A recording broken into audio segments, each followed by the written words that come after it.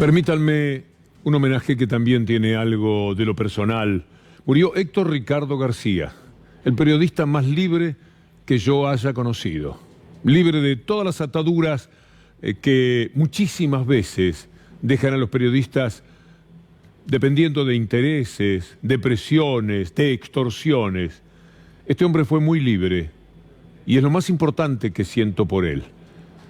Pero además tiene mucho que ver con mi vida, porque él fue quien me inventó relator de alguna manera. Un día le pedí una prueba para que me mandase una cancha con un grabador y lo hizo, 11 de septiembre de 1966. Me fui con un grabador a la cancha de Boca, transmití el partido que se jugaba, Boca Argentino, se lo llevé a la noche y en su inmenso escritorio, aquel hombre que yo veía tan poderoso, tan importante, muy joven en aquel tiempo, escuchó un rato y después levantó la cabeza y me dijo algo muy elogioso que no vale la pena repetir, pero que marcaba que en ese momento estaba naciendo mi carrera como relator.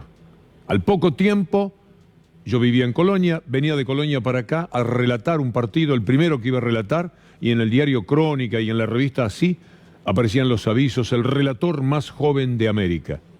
Imagine usted, tenía 18 años.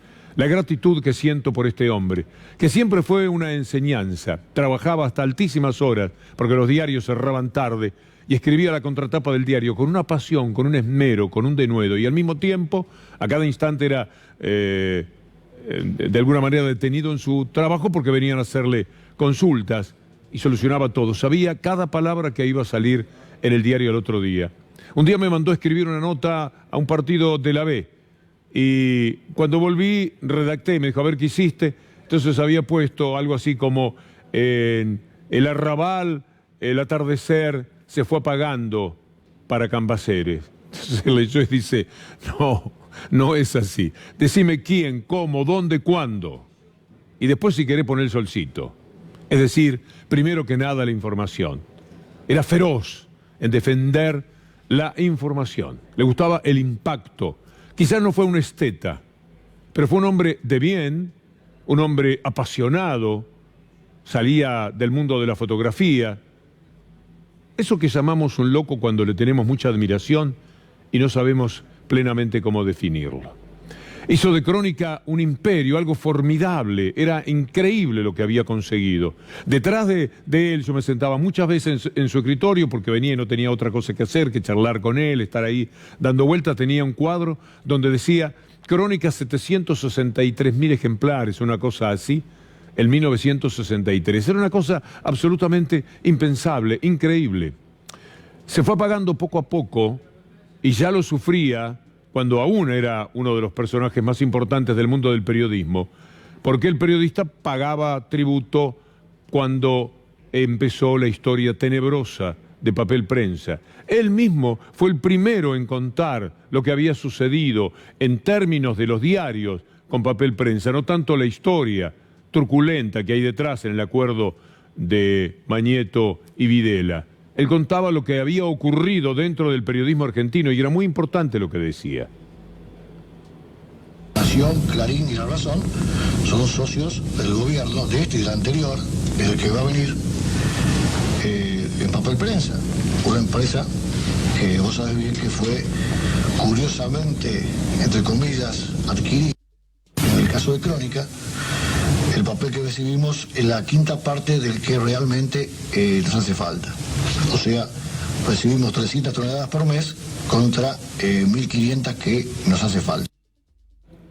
La historia es un poquito más larga, pero ahí está la síntesis. Crónica era un diario lleno de suplementos, etcétera, entonces tuvo que acortarlo. Y los dueños de Papel Prensa, particularmente Clarín, empezaron a crecer. Y ahí vino la forma de ir eliminando competencia y adversarios. Todos los que subsisten lo hacen por el tremendo amor que tienen por el periodismo, pero todos en medio de siempre grandes dificultades y urgencias. Que descanse en paz, jefe. Tanto lo merece. Estos días han sido sacudidos por la discusión en torno al acuerdo todavía no firmado, tiene que ser corroborado por el Parlamento, entre el Mercosur y la Unión Europea. Algo muy pero muy desventajoso. Marketing puro, allí estaban el canciller y el ministro de Producción abrazándose en Bruselas, llamando a Macri, diciéndole perdone que lo despierte, y en realidad había que disculparse porque a Macri eso no le gusta tanto, para contarle lo que había sucedido. ¿Tenemos el abrazo? Y vamos viendo esto de la entrega de la economía con muy, pero muy poco a cambio. Julián Guarino, anoche, ¿tenemos el abrazo? Bueno, es el punto de partida. A ver el abrazo. Perdón, presidente, cantarlo. Estamos, Tenemos acuerdo. Acá estoy contando. Tenemos acuerdo, presidente. Tenemos acuerdo. De acuerdo, Mauricio. Vamos, Mauricio. Vamos, más adelante. Esto es para la tribuna. Todavía no está hecho. Va a ir repercusiones muy negativas en el mundo de quienes piensan en las fábricas, en la industria, en el trabajo. Y por supuesto hay quienes están muy felices. Ahí estaba el señor Grobo Patel, al que vamos a escuchar más adelante, diciendo, bueno, lo que tenga que desaparezca. La fábrica, tienen abajo, los trabajadores que se vayan a su casa. Más o menos esto es traducción de mi parte. Pero les decía que anoche Julián Guarino, sobre este título, Acuerdo Unión Europea-Mercosur, entrega de la economía con muy poco a cambio, desarrollaba ya no solamente lo que ha sucedido ahora con el Mercosur, sino tres cosas muy graves de este gobierno para lo que será una pesadísima herencia. Esto va a cambiar la matriz económica de la Argentina. Lo que hoy conocemos como la Argentina, ese 80 y pico % que es industria, bueno, claramente va a dejar de serlo. ¿Cuál es el riesgo de este acuerdo? Que lo va a plasmar a lo largo del tiempo eso, como mínimo. Es decir, que nos va a dejar a nosotros produciendo materias primas cuando en realidad atrás de eso no hay valor agregado o hay poco valor agregado. A ver, el agro es muy importante en la Argentina, Claro, sin duda. pero empleo no genera tanto, ¿no? De las principales 500 empresas de la Argentina, prácticamente el 70% tienen una alta dosis de capital extranjero, pero generan empleo por menos del 9% del total. 500 empresas, las principales exportadoras del país, como están atadas al agro, no generan tanto empleo. Entonces la idea de plasmar ese mapa directamente a lo largo del tiempo es un peligro. ¿Por qué? Bueno, porque vos estimás que tenés que ir desarrollándote. Brevemente algunos ejemplos del impacto que puede tener. Estamos exportando, ¿qué? Desde la Argentina y desde el Mercosur. Carnes refrigeradas, ¿no? Nos van a dar una cuota anual de 99.000 toneladas, pero para llegar a esto va a tener que transcurrir algo de tiempo. Así que no es inmediato las ventajas que está dando este acuerdo. Uno podría decir, pero que estuvimos cediendo, y sí, cedimos.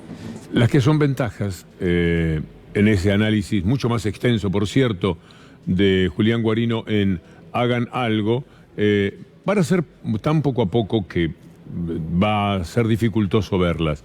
Y las desventajas son tremendas. La Argentina le vende a la Unión Europea, el Mercosur, de todo lo que le vende el 63% son productos agrícolas, por eso se justifica lo que vamos a escuchar ahora de Grobo Patel. El 68% de lo que la Unión Europea le vende al Mercosur es manufactura, autoparte de los autos en sí mismos, químicos, farmacéuticos, todo lo que se hace, eso es trabajo. El trabajo para ellos y para nosotros, los que sacan de la tierra, los beneficios de la tierra, que es muy curioso, se los quedan ellos. Es como si fueran los dueños de la tierra. Y en realidad uno tendría que pensarlos como inquilinos, porque la tierra, si no, que es la patria. Si la tierra es de cada cual, que pongan casa de gobierno, pongan una bandera, canten su himno y cierren la frontera de lo que es de ellos. En la medida en que es de todos, me parece que tiene que haber un sentido contributivo. Porque el Estado les pone las rutas, les pone las escuelas, les pone la educación, prepara a sus hijos. Hay un Estado sobre el que tienen responsabilidad. Vamos a ver qué es lo que ha dicho el señor Grobo Patel.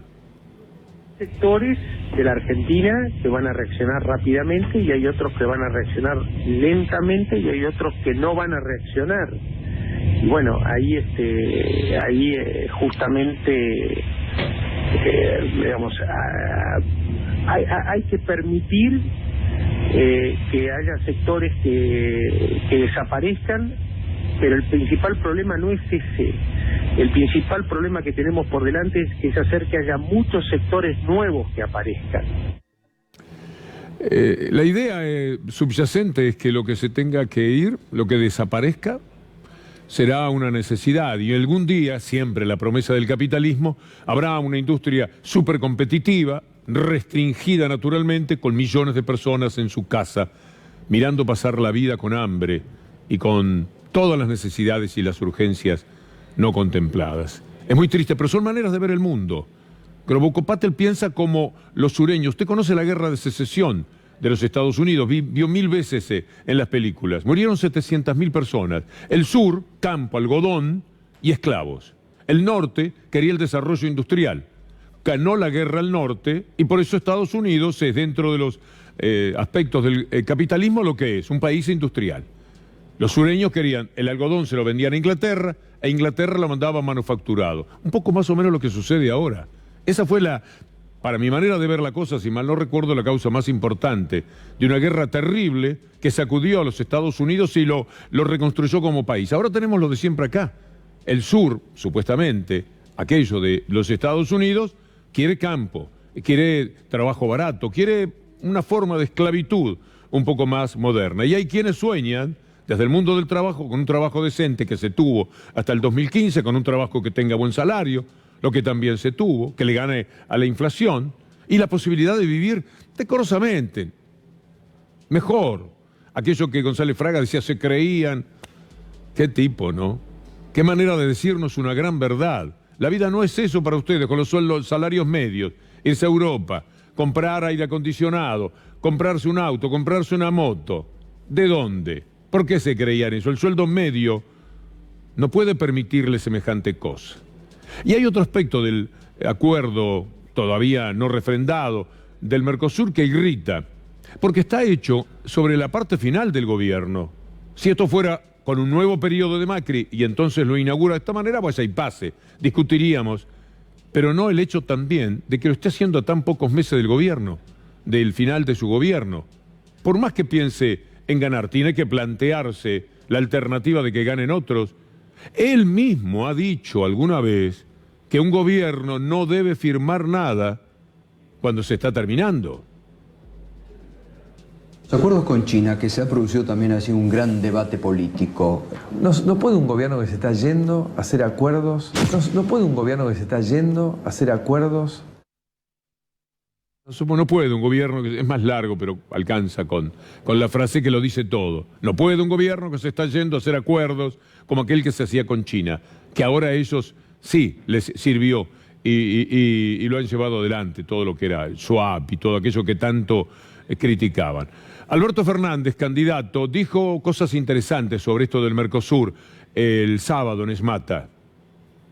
Hay que revisar los acuerdos que Macri está firmando por el mundo, los vamos a revisar. A mí no me asusta firmar un acuerdo con la Unión Europea, lo que sí me asusta es que ese acuerdo nos castigue más de lo que ya nos han castigado. Yo la verdad no quiero vivir en un país, su única posibilidad de progreso sea seguir vendiendo granos y carne vacuna.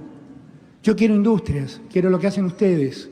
Si solo estamos llamados a vender granos y carne, ¿qué sentido tiene hacer autos? Yo he sido parte de esa negociación con la Unión Europea, la he conocido. Quiero ver qué es lo que han concedido, porque estoy seguro que lo único que han concedido es más tristeza para los argentinos. A Macri se le acabaron los semestres, ya no es ni el primero ni el segundo, pasaron todos los semestres que podía utilizar y no trajo a la Argentina un solo centavo de ese mundo que supuestamente lo aclama porque es presidente de los argentinos. Y hablando del acuerdo, y con eso de Macri en el pasado, no se puede, no hay derecho, te estás yendo, no me firmes una cosa que me condena al gobierno siguiente, parece ética pura. Pero frente a eso es muy interesante, ¿por qué demoraba en firmarse el acuerdo? Hay sentidos soberanos, hay sentido de dignidad que quienes representan al país tienen que tener en cuenta. Mire lo que sucedía y lo que se decía en el 2012.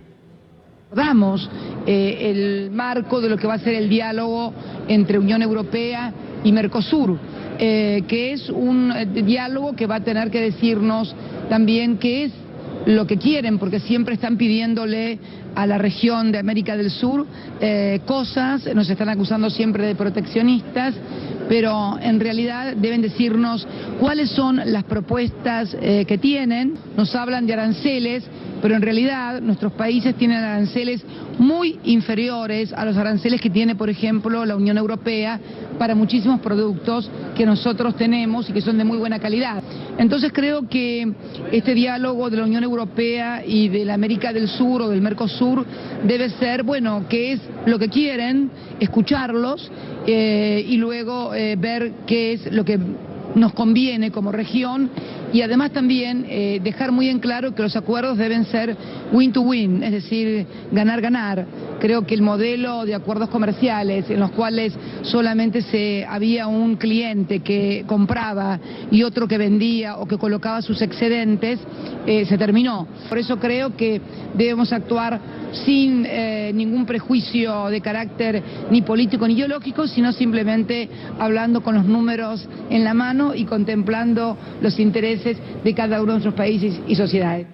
El neoliberalismo necesita países que sean clientes, es decir, los más poderosos siempre devorarse a los más chicos, un poco la historia del mar. Y es muy triste que así sea. Este acuerdo entre países tan desiguales, con semejantes asimetrías, seguramente va a tener un costo muy alto para nuestros países. Lamentablemente llegaron al poder no Lula y Cristina, sino Bolsonaro y Macri. Y el pensamiento, por supuesto, es bien distinto. Tenemos el abrazo de Trump, de Macri a Trump. El trato que nos dan es ese, el poderoso. A mí me dejó muy mal. Los españoles estaban también muy ofendidos porque Trump le dijo al presidente de España, siéntese ahí. Usted se sienta ahí.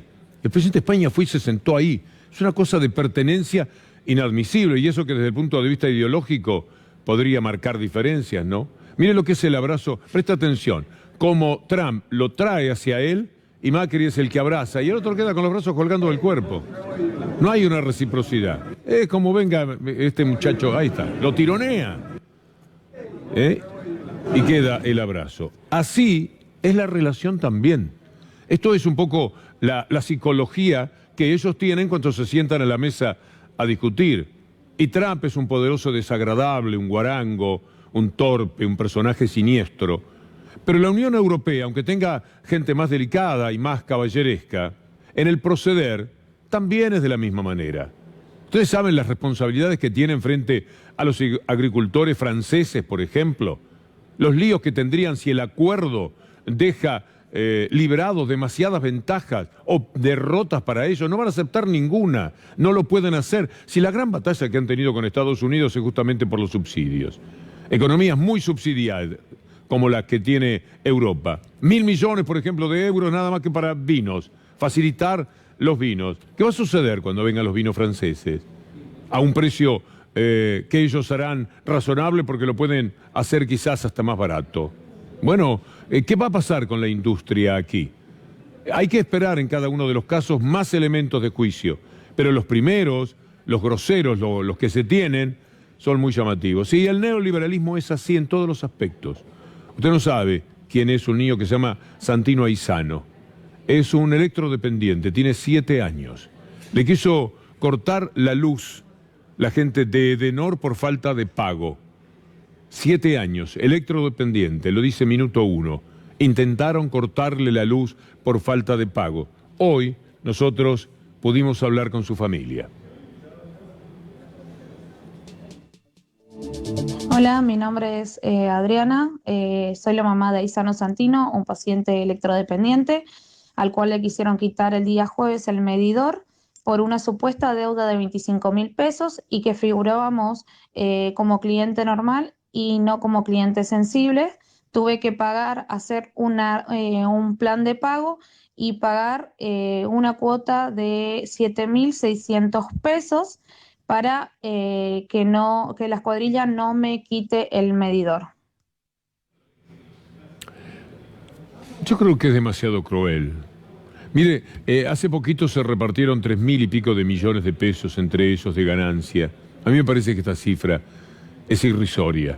Pero proceden de tal forma que los padres de este chiquito tuvieron que salir por el barrio a pedir ayuda para pagar la factura y para que no les cortaran la luz.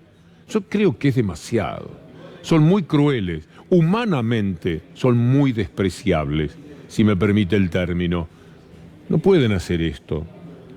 Y no pueden tampoco empezar a dejar a la gente, a los niños o a los grandes cuando estamos en un grupo que corresponde vacunarse, sin vacuna. No lo pueden hacer. Y sin embargo, están dando a cuentagotas el tema de las vacunas. En un informe oficial que le entregaron en la Cámara de Diputados, el gobierno admitió que viene adquiriendo cada vez menos vacunas. ¿Cómo puede ser esto? Carla Bisotti es una de las especialistas más importantes para nosotros. Siempre recurrimos a ella para entender qué es lo que está sucediendo.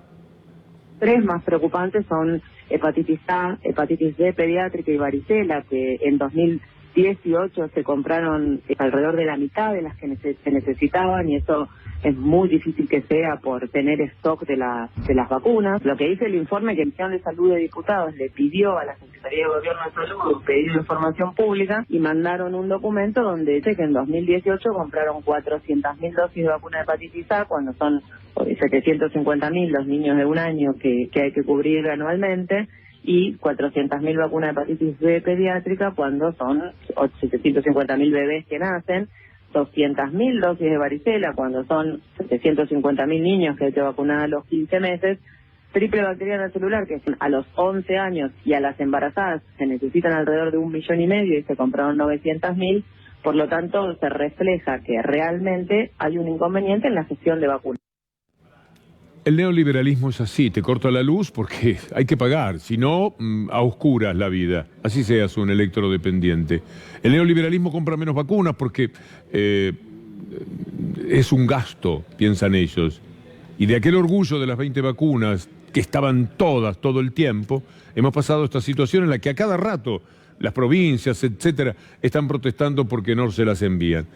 Pero todo se corresponde con una economía cada vez más deteriorada también para ellos, porque recaudan menos en función de esto, y hoy lo estábamos demostrando. Menos en términos reales, menos en términos comparados. Y cierra todo, cerró un shopping ahora en uno de los sectores más, digamos, económicamente mejor desarrollado. Estuvo allí Mauricio Polchi hoy hablando con Fernanda, que creo que es una clienta del supermercado que ahora cierra. Que vivo en Villa del Parque. ¿Lo viste abrir, digamos, el shopping? Sí, lo vi cuando se construyó el shopping. ¿Y ahora qué sentís? ¿Bajan la persiana, la gente sin laburo? Y mal, la verdad que pasaron muchos gobiernos acá y este fue el peor. No solamente el shopping de Villa del Parque, sino varios locales que hace más de 20 años que están. ¿Impacta en el barrio? Sí, sí, a todo el mundo. Yo lo vi cuando se construyó, lo vi cuando mis hijos, el más grande tiene 23. Así están las cosas. Una nos va llevando a la otra. Es un hilvane de situaciones ciertamente muy tristes de compartir cada tarde con ustedes. Pero no hay más remedio, porque esta es la realidad y no la podemos pintar de otra manera, no se la puede dibujar. El gobierno puede intentar con ese abrazo ridículo de el canciller, que hasta lloraba, para ser más melodramática la situación, con Zika. Perdone, presidente, lo llamamos por tal cosa, una desgracia, estaban comunicando, pero eso lo quieren presentar como un éxito. Estamos en año de elecciones, que parezca que ahora sí pasó lo peor y viene lo mejor y viene ese futuro que permanentemente están prometiendo. Mire lo que pasa con Escabe. Usted sabe lo que es Escabe. Fin del acuerdo para no despedir. Ahora se viene la inseguridad para 180 trabajadores. La empresa que fabrica calefactores y termotanques les adeuda el retroactivo de las paritarias y le avisó que tiene la intención de pagar el aguinaldo en 2 veces. Pero lo que se viene, sienten los trabajadores, es peor todavía. Algo así como lo de Yanela, que estaba en esto y ahora ha terminado cerrando una de sus fábricas, el Mar del Plata. Cerró su planta, el Mar del Plata. Despidió a la mitad de su personal en San Luis. Así se va escribiendo la historia día por día. Las víctimas del modelo son los trabajadores, pero también cada uno de las personas que quedan en una situación desventajosa. Tristemente, en la Panamericana, a la altura de Escobar, se dio vuelta un camión. Murió el conductor, un auto lo chocó, una persona que iba ebria, le chocó una rueda, el auto dio 2 vueltas, el conductor murió, e inmediatamente la gente que pasaba, viendo toda la mercadería desparramada, empezó a llevársela, y no eran solamente los más necesitados que llegaron más tarde, era gente que se paraba en sus autos a llevarse con gran rapidez todo lo que podían. Después autorizaron, cuando ya la situación tenía esa extrañeza y ese dolor, a que la gente, bueno, ya ahora llévense todo. Pero en un principio, mire lo que teníamos nosotros tomado hoy de nuestros colegas de Crónica, pero es muy interesante apreciar esto. Gente que se está llevando todo, absolutamente todo. ¿Cómo? Inclusive, mercadería que está, el envoltorio está roto y se lo está llevando igual. Pero digo, Marcelo, son personas, gente carenciada, son personas que estaban observando el accidente y aprovechan la oportunidad para llevarse lo comestible y lo que no es. Exactamente, sí, claramente, lo que vos decís. Es decir, son personas que al momento del accidente se acercaron desde algunos barrios aquí cercanos.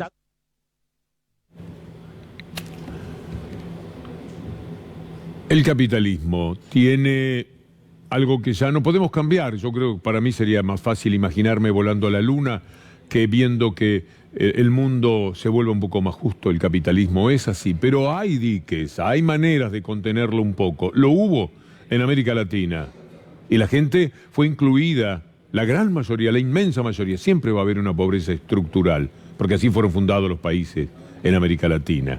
Si usted va a Francia, no va a encontrar terrenos de tierras de 1000 hectáreas, de 1 millón de hectáreas. No, va a encontrar 50, 60, 70 hectáreas. El tiempo les permitió ir haciendo una especie de verdadera reforma agraria. Aquí esto no sucede. Por eso ellos tienen una equidad, que por supuesto no llega a lo ideal porque es capitalismo finalmente. Pero lo tienen mejor que nosotros, sin dudas. Sobre esto que es capitalismo, un jugador de básquetbol de la NBA dijo algo que nos pareció muy sabio. Se llama Kyle Lowry y es uno de los jugadores famosos de la NBA. Y entonces le preguntaron por la presión que se siente como jugador. Es muy valioso lo que él dice. And then, can you just speak to the definition of pressure? What you think of when you hear that? What it means to you? What my mom had to go through, and my grandmama had to go through, feeding myself, my brother, my cousin, my little cousins, my other little cousins, you know, going to work, getting up at 5 in the morning and getting up and going to work and making me cereal, having a bowl of cereal, sitting in the refrigerator with some milk and being able to provide for me and my brother and my family. That's pressure. That's pressure to me. And just the willing to do whatever it takes to make sure that your kid will see better than what you've ever seen. And getting up and taking public transportation an hour and a half away, you know. And people like that are, you know, heroes to me, and just going to work and grinding and doing whatever it takes to provide for your family and, you know, protect who you have to protect.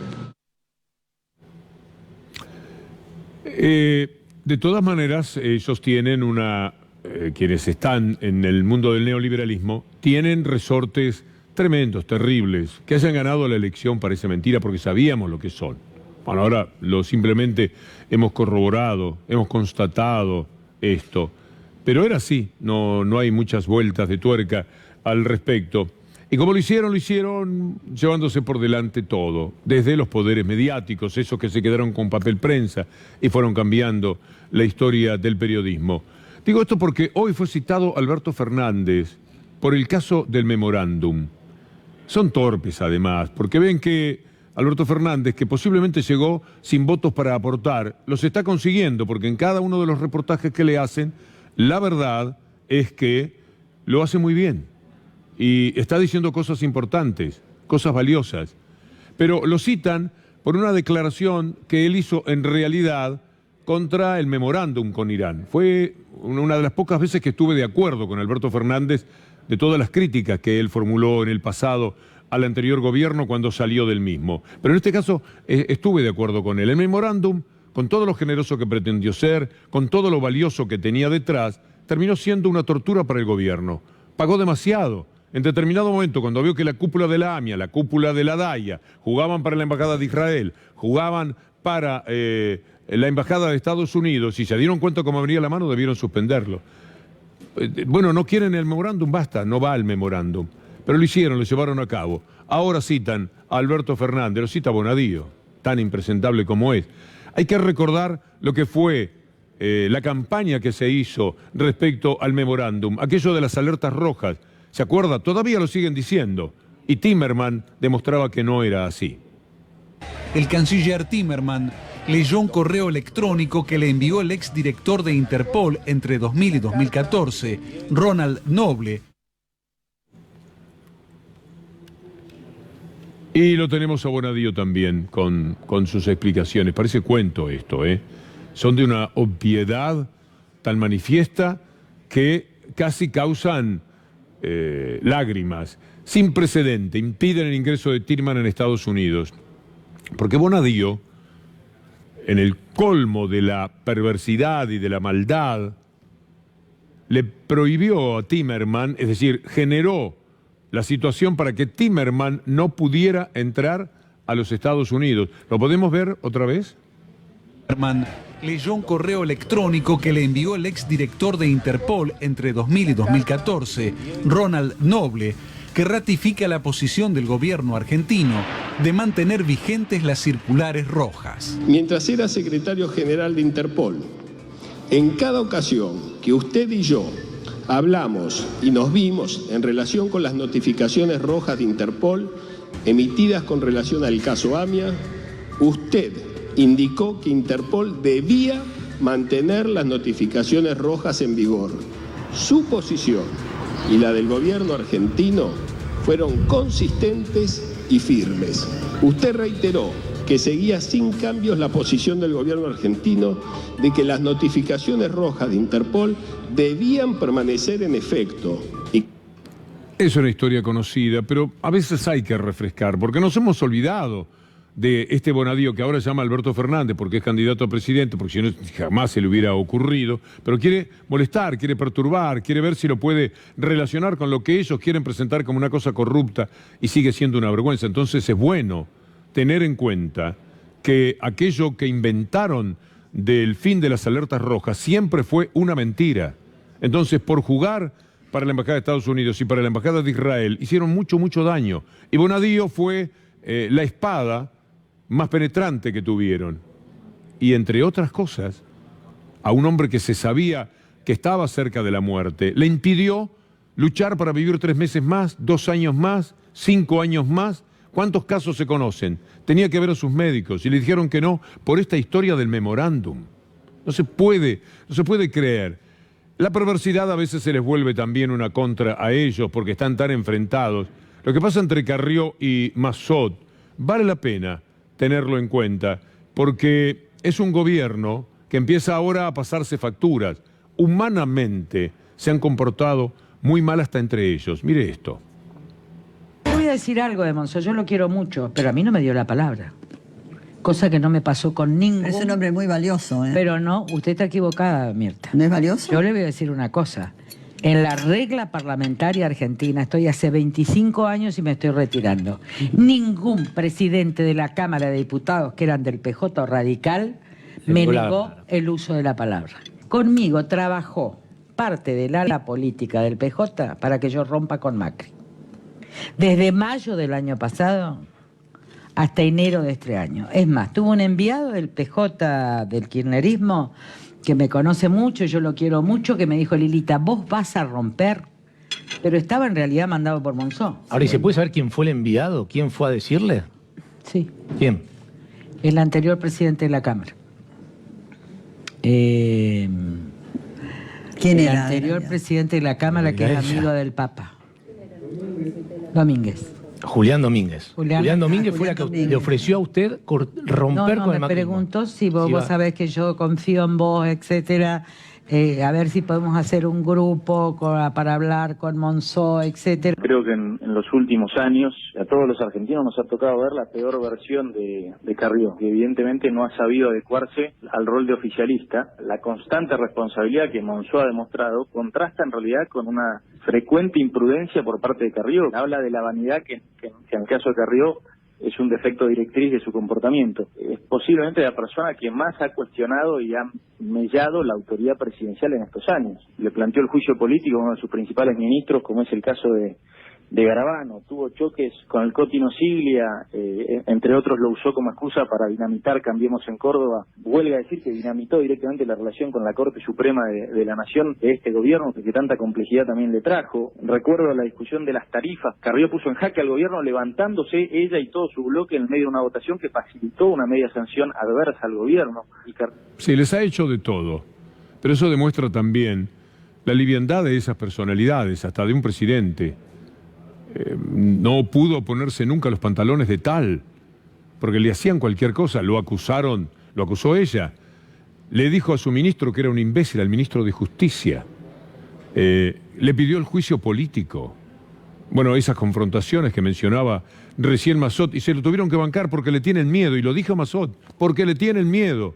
Ahora, ¿se puede gobernar un país así, permitiendo cualquier cosa de su propia gente por temor a confrontar con ella, sabiendo que lo que tiene detrás es el poder mediático y corporativo que ahora, por ahora, la está protegiendo, porque en cualquier momento esa historia cambia y ya la veremos protestar contra aquellos que la usaron a Carrió? A veces tan complicada Carrió en su personalidad que me cuentan, esto yo no lo vi, pero me lo prepara el equipo de producción porque dije, bueno, si es como me lo contaron valdrá la pena. Se puso a discutir en la mesa de la Legrand con una artista que imita a Cristina Fernández de Kirchner. ¿Será verdad? También me está haciendo a Cristina ahora, la expresidenta. No, si voy a estar haciendo un Teletubby. No, yo me llevaba bien. No, con todo, ¿no? No éramos amigas. Éramos, bueno, en el Congreso para compañeras. que te rasque la cabeza. Bueno, yo también, pero ahora no tanto. Y si querés vender tu libro, te recomiendo que lo vendas así. Simplemente Cristina, que ya es un bestseller. Yo te agradezco, siempre he sido tanto menos que vos. Tanto menos preparada. No hace falta que lo aclares. No aclares que oscurece. Tanto menos tradicional. Por algo fui 2 veces presidenta, elegida y reelegida por el pueblo. Esa superioridad tuya. Cuando vos sacaste el 1,8, con ese famoso 1,8, Pero ¿sabes qué? Yo soy la peor de todas. No, porque yo te quiero y en el fondo te tengo pena. ¡Qué terrible! Hablé que me querés ver. Perdón. Hay que hablar desde sé que me querés ver.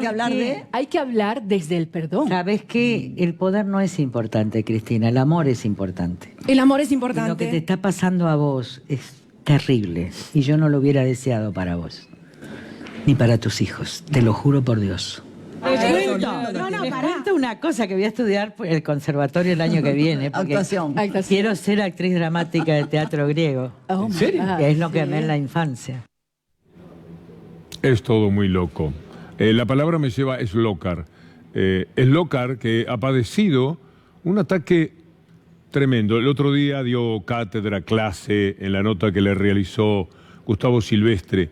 Es probable también que por eso, por su brillantez, por su ponderación como persona, lo hayan crucificado sus compañeros, a los cuales dijo, bueno, son personas que tomaron esa decisión, no tengo nada contra ellos, pero es muy grave lo que hicieron. Muy grave porque fueron sencillamente serviles del sistema. Por eso Ledesma y Jacobuzzi tomaron esa decisión, porque no pueden creer ellos que es posible que Slokar, con lo que significa en el mundo de la justicia, vaya a actuar contra una persona en función de que esa persona había hecho una denuncia que ese mismo día había sido desestimada por falsa, por falaz, no había delito, no había nada. En consecuencia, y lo sacaron horas después de ese fallo. Escuchemos a Alejandro Slokar en parte de la nota con Gustavo Silvestre.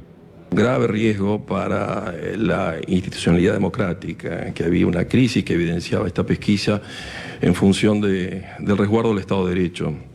Porque a poco de conocer de qué se trata la investigación, quiénes son los que están vinculados, cuáles son las maniobras, que en verdad compromete a particulares, pero también a funcionarios públicos, y que sobre esa base lo que indaga es acerca de una red, de una organización que lleva adelante tareas de espionaje ilegal, de maniobras extorsivas, En rigor, lo que creo es que se revela un funcionamiento de un entramado, casi una suerte de estado paralelo, estado subterráneo o un doble estado, en donde desde la clandestinidad, pero también al amparo de alguna instancia oficial, lo que se pone en crisis, en definitiva, es la institucionalidad de la Argentina. Ese es el riesgo, porque hay delitos que necesariamente comprometen y socavan la democracia. Algo de esto había expresado el propio juez de la causa ante la bicameral en el Congreso, pero me parece que es bastante explícito cuando se interroga sobre la maniobra. Por tiempo le voy a ahorrar escucharlo a Macri hablando de que él quiere justicia independiente, mi justicia será independiente. Cuando Ballesteros y Fara dijeron que correspondía la libertad de los dueños de este canal, no correspondía que fueran presos, mucho más era lógica la libertad, los echaron de la justicia. A Ballesteros lo jubilaron, a Fara lo mandaron a un juzgado de paz en algún lugar. Es decir, estoy exagerando, pero esto es lo que pasó con Fara. Qué vergüenza todo. Cuando Rosansky era un hombre peligroso para Fariña, Garabano le dijo, quédate tranquilo, lo de Rosansky está hecho, lo llamó y lo echó con todas las amenazas posibles. A Ramos Padilla lo quieren echar, a Slokar directamente lo están expulsando, por lo menos de la posibilidad de fallar en este tema. Todo es una inmensa vergüenza. La justicia ha sido tomada. Y vamos a recordar un episodio para terminar. Servini decubría, diciendo que nunca había tenido que soportar un avance sobre la justicia como el que ella estaba padeciendo. Yo se lo dije, que tengo presiones. Yo se lo dije. ¿Y qué hace? Nunca tuve presiones, pero ahora sí. Hace, ¿qué puedo decir? 20 días, un mes que hablé en Radio Mitre y hablé que no tenía presiones. Pero ahora sí. En 20 días me cambió la vida con este expediente. Mira, hay un viejo sistema mafioso que dice, si querés que alguien haga algo, agarrártela con los hijos. ¿Su hijo es de funcionario del Poder Judicial? Exactamente. ¿Está pagando algún costo su hijo? Pregúntale a él, va. Me está diciendo que sí. Exactamente. Bueno, esto era lo que padecía Servini decubría. Porque todo lo que es la justicia es un manejo en estos momentos, mucho más que de Macri del gobierno, del Grupo Clarín, cabe mencionarlo. Todo lo que el Grupo Clarín quiere es lo que el gobierno hace en materia de justicia. Y así llegamos a tener una sociedad en la cual le pueden cortar la luz a un chico de 7 años que es electrodependiente. Pueden cerrar el shopping de su barrio en cualquier momento y los comercios que están alrededor sin que nadie se compadezca de los trabajadores. Pueden cerrar las fábricas, pueden hacer un acuerdo internacional o participar de un acuerdo internacional en el que seguramente el país va a perder. El país que quiere dar trabajo, el país que quiere a su gente viviendo mejor, porque se va a terminar buena parte del trabajo que hoy día existe. Y para que ganen dinero, los señores que dicen que resistan las empresas que puedan, las otras que desaparezcan, ¿para qué las queremos? Y mientras tanto, sigamos vendiendo soja y trigo al mundo, que eso es lo nuestro. Ya era así en 1890, en 1910, en 1920. Y nosotros, no se refiere a todos los argentinos, sino a una élite muy chiquitita, nosotros vivíamos tan pero tan bien en esa época. Gracias a Lautaro Maislin, a Julián Capazo, a Ezequiel Leone y por supuesto a Leandro Gabriele por el acompañamiento en la producción y por supuesto a ustedes. La columna, si Dios quiere, sigue mañana, pero el diario avanza ahora mismo con Luli Trujillo.